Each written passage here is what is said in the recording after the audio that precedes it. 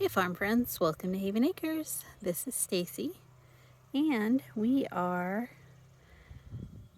getting ready to move the cows and they know it. Jesse's in the other pasture checking the fence line to make sure that no trees or branches came down on the fence over the winter. The cows have not been on this side of the pasture yet this year, so you never know what could have happened to the electric fencing. So he's checking it out and they can see him and they're getting a little anxious. They know what's going on. How's the fence checking going? Good. Good? Oh, good. What do we need? Lots of insulators, a couple of T-posts, pounded back in. Okay. Do we need anything else? Nope. Okay. Clearly we're going to have to come back with a chainsaw at some point in time and cut these leaning trees down. But the good news is we will be cutting the majority of those trees down, as that all should be pasture. All in there was at one point pasture, and the trees were just allowed to grow back in. So we're going to get after it. We're going to get this reclaimed so that grass can actually grow in here as it should. It's not the best pasture, but it'll be food for now, and we'll continue to work on it.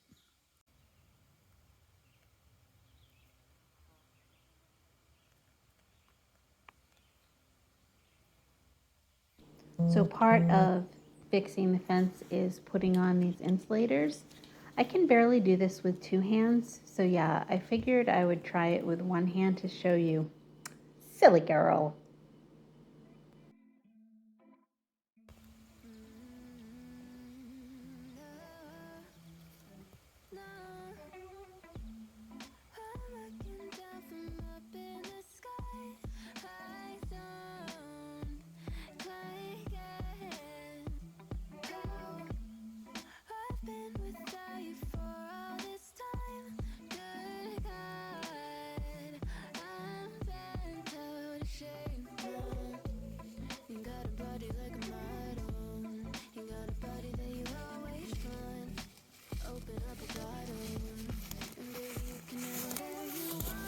You got a T-post one? No. Oh. Do you need some? I would have some. So this pasture we have set up into 6 paddocks, and a paddock is a section. So there are 6 sections of pasture in here that they will graze. There's fencing, electric fencing that's dividing each one. We have it set up into 6, and depending on how many cows we have, how much forage there is, how much hay, grasses that they can eat, will determine how many days they stay in each paddock. Sometimes it's a couple of days, sometimes it's 1 day, and sometimes we will let them backtrack on a paddock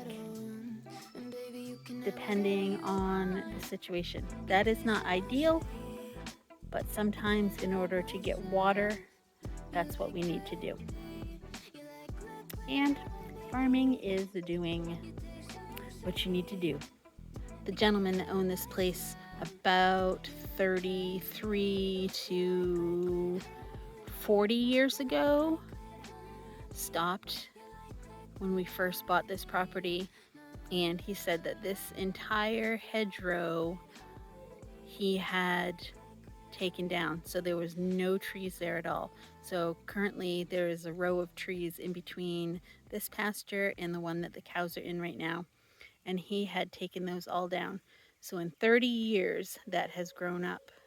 And although the trees look really pretty, When you are trying to farm and need pasture for grazing, those trees, the roots are under this pasture and they suck up water that the pasture needs. They suck up nutrition that the pasture needs.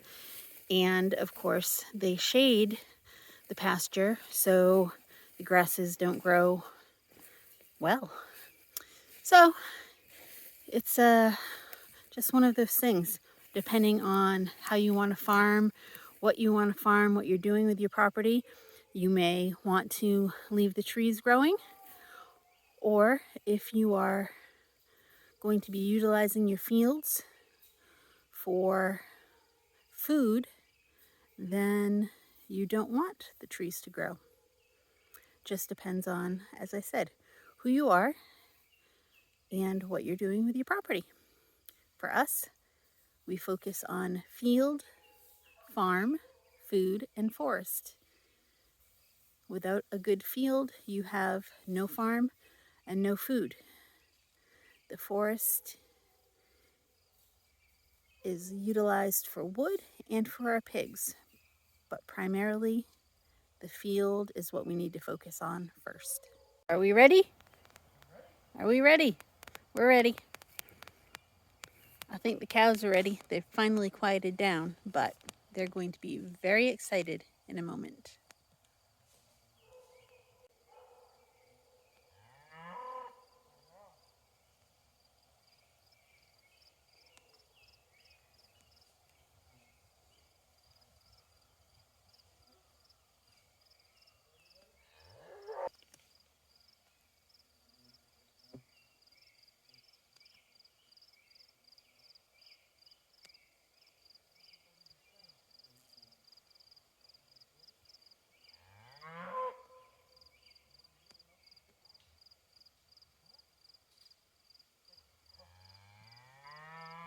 Here they come.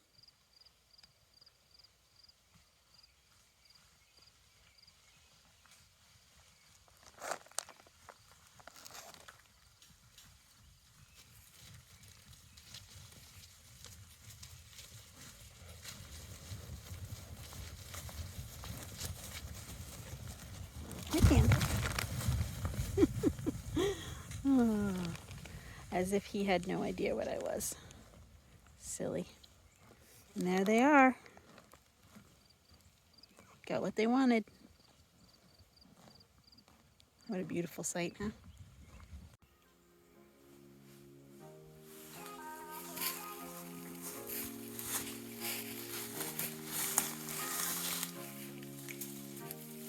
All right, well, we will leave them be. They are happy.